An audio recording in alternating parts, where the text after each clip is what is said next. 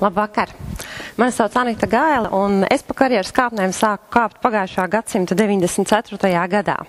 Līdzīgi kā droši vien daudz no jums, pirmo darbu atradu pateicoties burvīgajam paziņu lokam, kas ieveda ļoti lielās un skaistās korporācijās, kur karjeras tiešām tā arī kāpa, pakāpienu pa pakāpienam līdz pat 2008. gadam, kad šī ideālā pasaule vienā brīdī sabruka.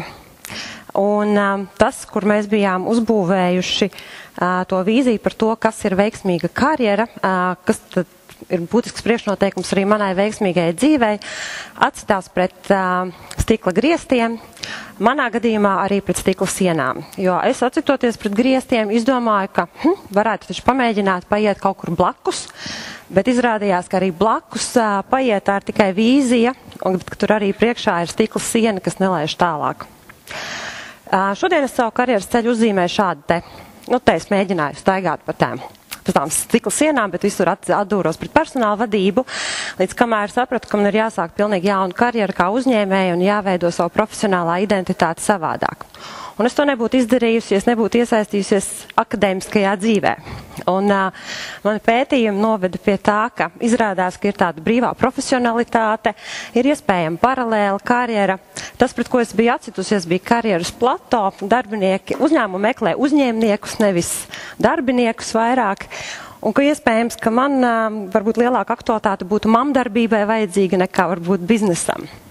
Un tas jautājums par to, kā tad šajā mainīgajā apstāklī, kur ir tik daudz iespējas cilvēkam izpausties, kā tad šodien sadarbojās cilvēks un organizācija, un kā cilvēks var būt veiksmīgs, jau darbojoties vidē, kur arī viņam ir ļoti daudz milzīgu iespēju. Es paskatījos uz ārējo vidi, kas tad to visu ietekmē. Protams, urbanizācija, protams, ekonomika, kas attīstās straujāk un cilvēki netiek līdzi, viņu kompetences nevar pieaugt, tāpēc ir bezdarbs, sabiedrības vērtības un pāri visam informācijas tehnoloģija attīstība, kas to visu ir nodrošinājusi. Un cilvēku un organizācijas attiecības tā arī ir izveidojušās no tā, ka cilvēks bija organizācijas instruments, ar ko sasniegt organizācijas mērķus. Šodien viņš ir tikpat līdzvērtīgs kā pati organizācija, un nereti vien cilvēki izmanto organizācijas savu mērķu sasniegšanai, nevis realizējot organizāciju mērķus. Un kas tad ir tā uzvedība, kā mēs uzvedamies šajā sadarbībā? Mēs abi divi, gan cilvēki, gan organizācijas, uzvedamies balstoties uz savām vērtībām un saviem pamatpieņēmumiem. Kopēji darot kaut kādu darbu. Un tie pamatpieņēmumi, kur tad viņi ir radušies? Vēsturiski organizācijās tradicionāli bija šī lineāra funkcionālā sistēma, kur tas, kas tika prasīts no darbinieka, bija pakļautība. Uzliekam klapas uz acīm un darām, ko mums liek. Un tas mums nodrošina veiksmīgu ceļu, kur vien mums ir jāaiziet. Attīstoties informācijas apstrādē, parādījās iespēja, ka cilvēks varētu būt pakļauts nevis vienam, bet vairākiem vadītājiem. Līdz ar to top īpašība ir elastība, tikai problēma ir tā, ka varbūt nevienmēr uzņēmumos tie cilvēki stāv uz tām divām stabilām Volvo mašīnām. Tīkla struktūra, kas mūsdienās ir ļoti izplatīta, mēs ejam no projektu uz projektu, un tas, kas mums ir vajadzīgs kā cilvēkiem, ir mobilitāte. Mums ir jābūt sasniedzamiem, mums ir jāvar vienlaicīgi mazgāt veļu, operēt ar bērniem, uzstāties akadēmiskā pasākumā un vēl arī būt veiksmīgam biznesā.